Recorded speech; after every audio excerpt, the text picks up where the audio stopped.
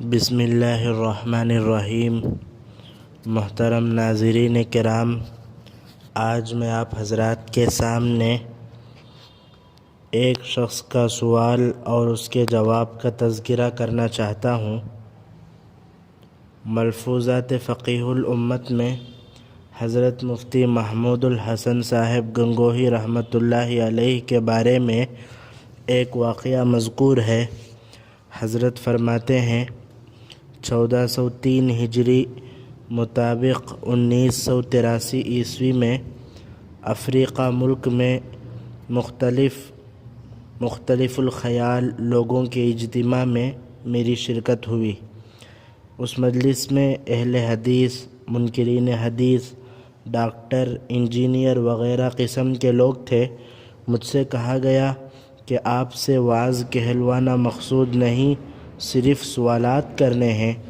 چنانچہ ایک صاحب نے مجھ سے سوال کیا کہ جب قرآن ہدایت کے لیے موجود ہے تو پھر حدیث کی کیا ضرورت ہے؟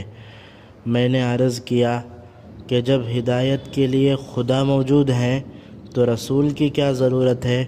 اگر خدا کے ہوتے ہوئے رسول کی ضرورت ہے تو قرآن کے ہوتے ہوئے حدیث کی بھی ضرورت ہے۔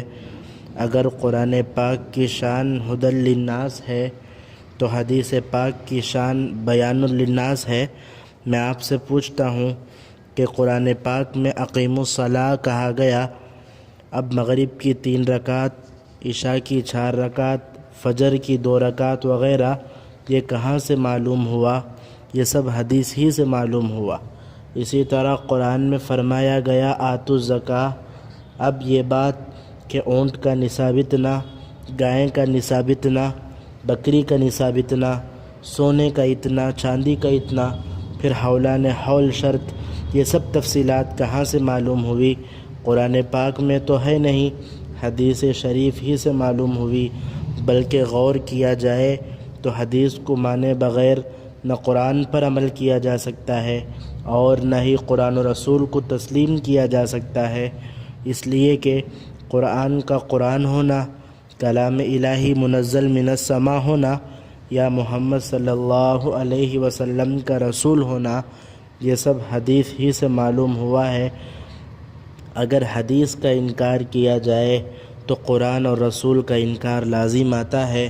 اللہ تعالیٰ سے دعا ہے کہ اللہ تعالیٰ ہمیں حدیث کو مان کر اس پر عمل کرنے کی توفیق عطا فرمائے، آمین۔